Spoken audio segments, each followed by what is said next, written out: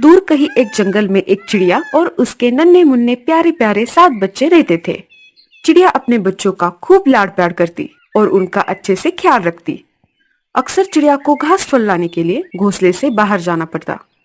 तब उसके छोटे छोटे बच्चे घर पर अकेले ही रह जाते। चिड़िया जानती थी कि जंगल में बहुत सारे बदमाश पंछी भी रहते थे और उनसे उसके बच्चों को खतरा है। वो हर बार इसी चिंता में रहती। उसको पता था कि बड़े पंछियों की नजर उसके प्यारे बच्चों पर है। लाडो चिड़िया अपने बच्चों को खतरों के बारे में बताती और अलग अलग पशु पक्षियों के बारे में जानकारी देती, ताकि बच्चे सारे जंगल के पशु पक्षियों के बारे में अनजान न रहे। ऐसे ही एक दिन, घर का अनाज खत्म होने वाला है। मुझे बाहर जाकर कुछ दाना पानी इकट्ठा करना पड़ेगा ताकि मेरे बच्चे भूखे न रहे। मैं अनाज इकट्ठा करने के लिए घर से बाहर जा रही हूँ। तुम सब घर पर ही रहना और दरवाजा अंदर से बंद कर लेना। अगर कोई अनजान आए तो दरवाजा मत खोलना।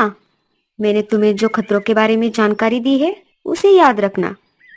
हाँ माँ, हम याद रखेंगे। हाँ माँ, हम याद रखेंगे।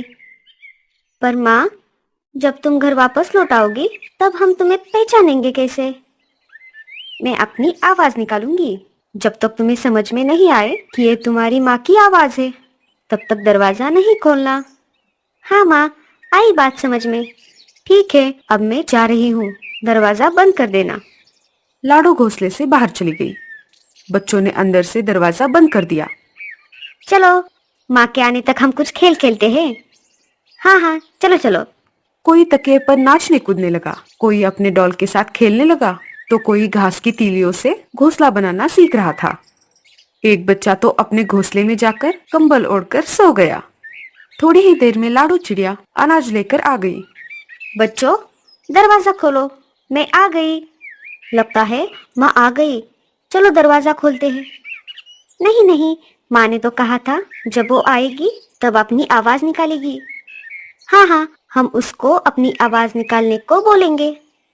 माँ, अपनी आवाज निकालो ताकि हम तुम्हें पहचान सके। लाडो ने अपनी आवाज निकाली।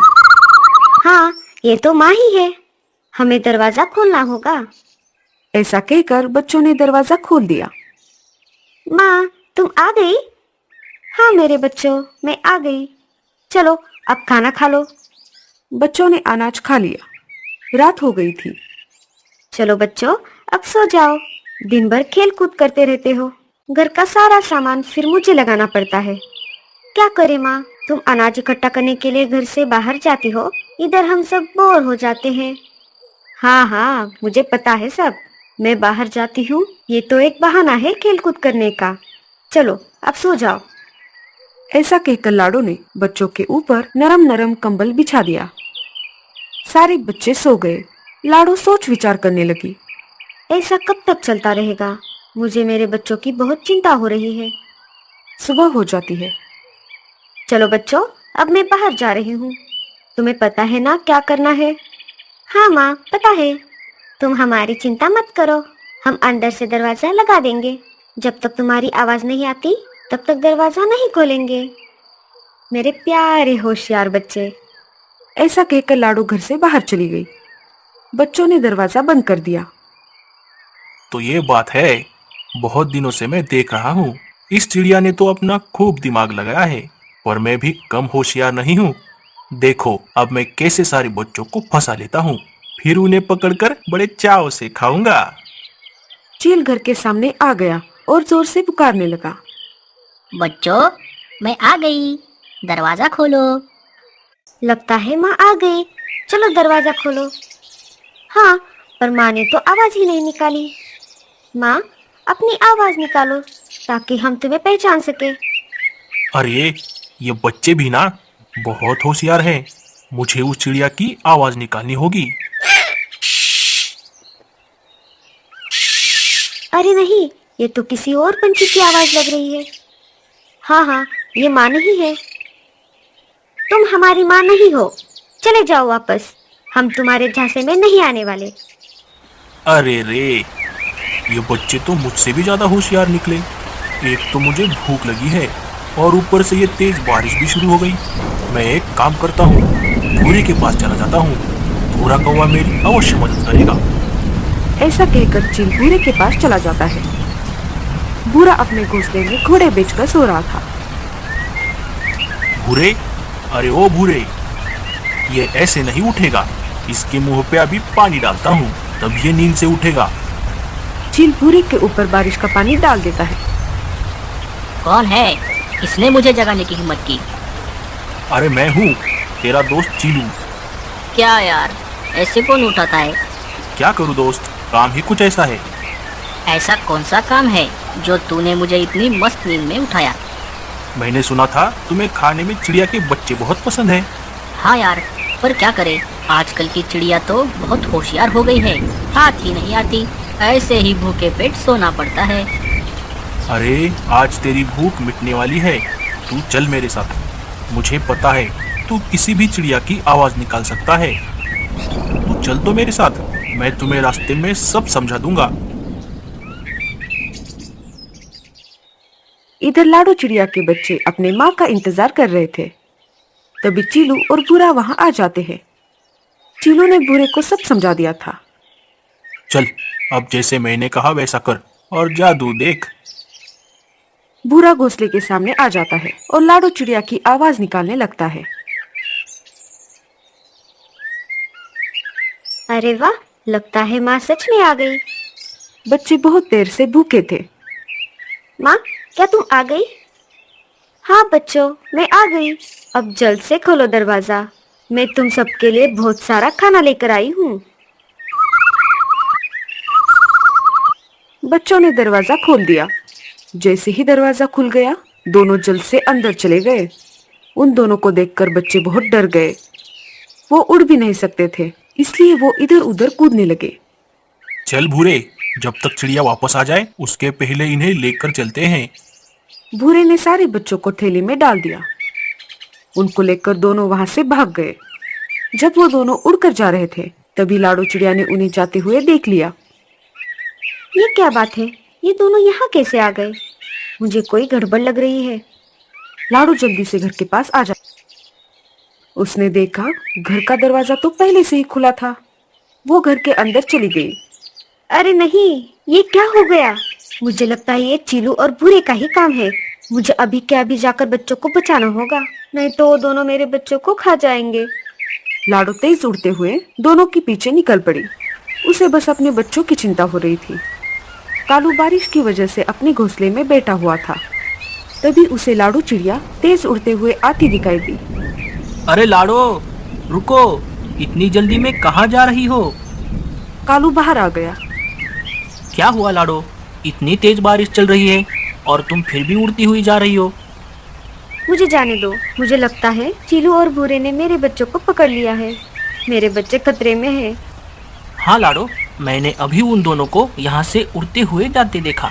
उनके हाथ में कोई बड़ी चीज थी, तभी मुझे थोड़ा शक हुआ था। हाँ कालू भैया, इसलिए मैं इतनी जल्दी में थी। वो दोनों मेरे बच्चों को कुछ नुकसान पहुँचाए, इससे पहले मुझे उन दोनों को सबक सिखाना पड़ेगा। नहीं लाडो, ये समय अपनी शक्ति दिखाने का नहीं है। इस समय हमें युक्ति से काम लेना होगा। हम दोनों मिलकर भी उन दोनों का कुछ नहीं बिगाड़ सकते। क्या तुम्हें मुझ पर विश्वास है? हाँ कालू भैया। तो एक काम करो, तुम राजा के पास चली जाओ। उन्हें लेकर तुम चीलू के अड्डे पर आना, तब तक मैं उन्हें संभालूंगा। हाँ कालू भैया, आप जैसा कहते हैं मैं वैसा ही करूँगी। तब तक आप मेरे बच्चों का ख्याल रखना। ऐसा कहकर लाडो राजा के पास चली गई और कालू चीलू के अड्डे की तरफ निकल पड़ा। इधर चीलू और भूरा कौवा अपने ठिकाने पर पहुंच चुके थे। भूरे, क्या हुनर है रे तेरे पास? तेरी वजह से आज हमें पेट भर बच्चे खाने को मिलेंगे। हाँ यार, तुमने भी कमाल कर दी। इसमें हम दोनों का बराबर दिमाग लगा है। तभी कालू कौवा वहां पर आ गया। अरे ये कमबख्त कहाँ से आ टपक पड़ा?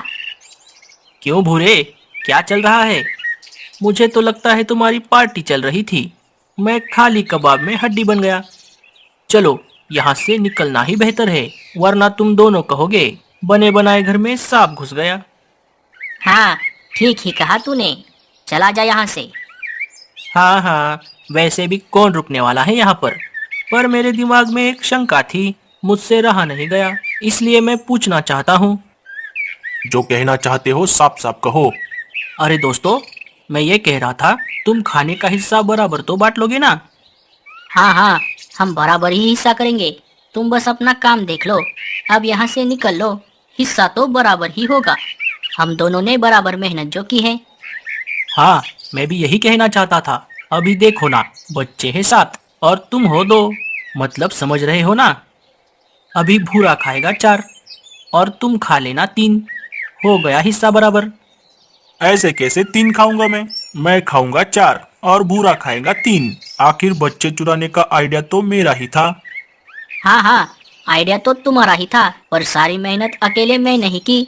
इसलिए मैं खाऊंगा 4 और तुम खाना 3। अगर मैं तुम्हें बच्चों के बारे में नहीं बताता तो तुम क्या मक्खी पकड़ते? मैं खाऊंगा 4 और तुम खाना 3। पर चीलू भाई, तुमसे ज्यादा मेहनत तो भूरे ने ही की है, इसलिए ज्यादा हिस्सा उसी को मिलना चाहिए। मुझे पता था तुम उसकी ही साइड लोगे, आखिर तुम्हारा भाई जो है। अब तुम दोनों मुझे गुस्सा दिला रहे हो।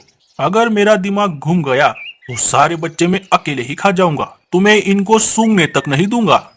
कालू उन दोनों को अपनी बातों में फंसा रहा था। तब तक लाडो ने इधर राजा जी को सारी बात बता दी। राजा जी तुरंत सिपाही लेकर लाडो के पीछे निकल पड़े। भूरा आखिर एक कौवा ही था। उसे कालू की थोड़ी थोड़ी बात समझ में आ रही थी। उसने एक तरकीब निकाली। ऐसा झगड़ा करके हमें कुछ नहीं मिलने वाला। हम एक काम करते हैं, एक बच्चा हम कालू को दे देंगे। हम दोनों 3-3 बच्चे खा लेंगे। आखिर कालू ने हमें देख जो लिया है। एक बच्चे के बदले हम इसे चुप रहने को बोलेंगे। वो भी खुश, हम भी खुश। अरे हाँ, ये बात मेरे दिमाग में कैसे नहीं आई? दिमाग हो तो आएगी ना। क्या क्या कहा तूने? अरे कुछ नहीं कुछ नहीं, मैं कह रहा था एक बच्चे से मेरा क्या होगा, मैं तो सारे बच्चे लूंगा। तुम्हारा दिमाग तो ठिकाने पर है ना? ये तुम क्या बकवास कर रहे हो? अरे मैं बकवास नहीं कर रहा, सच बोल रहा हूँ। क्या तुम्हें पता नहीं चला कि मैं तुम दोनों को अपनी बातों में फंसा रहा हूँ? क्या? तुम क्या बोल रहे हो? उधर देखो ऊपर, सब समझ जाओगे।